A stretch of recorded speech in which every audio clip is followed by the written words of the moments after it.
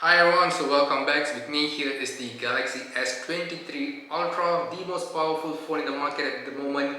Now, I'm not going to be talking about its hardware nor its performance because it's really pointless. This is basically the most powerful hardware configuration that you can purchase in the market at this point of time. Rather, I'm more interested in its camera performance because this device has a crazy camera of 200 megapixel count. Now, what's interesting with this 200 megapixel count is not just the sheer amount of number of pixels it has, but this is the first quad-based sensor to surpass the pixel count of the Nokia 808 Pureview.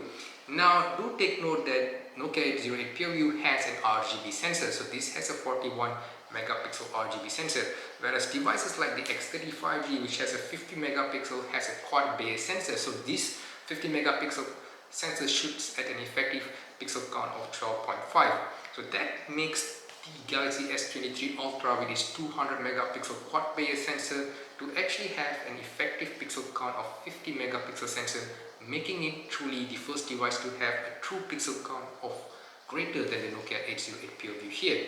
Now we'll be comparing the camera performance of the Galaxy S23 Ultra here with devices like the Nokia 808 Pureview, the Nokia 9 Pureview, the latest and greatest by HMD Global, the X35G, and just to make things interesting to see how the Vivo X70 Pro Plus has aged.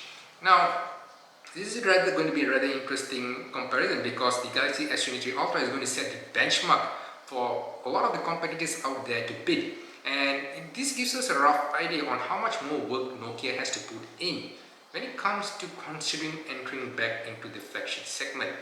Now, I do hope that this kind of video makes it an interesting to be watched by fans out there. So if you like this kind of video, do consider liking it, sharing it, even subscribing to the channel will be very much helpful.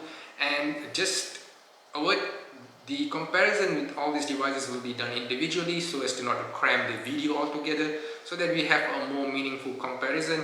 And with that said, this is going to be a series of comparison. You can also catch my article of the same at Nokia Power User site to know my point of view. And do consider following me in Twitter, where I do share more in-depth comparison there. So with that said, let's get this started.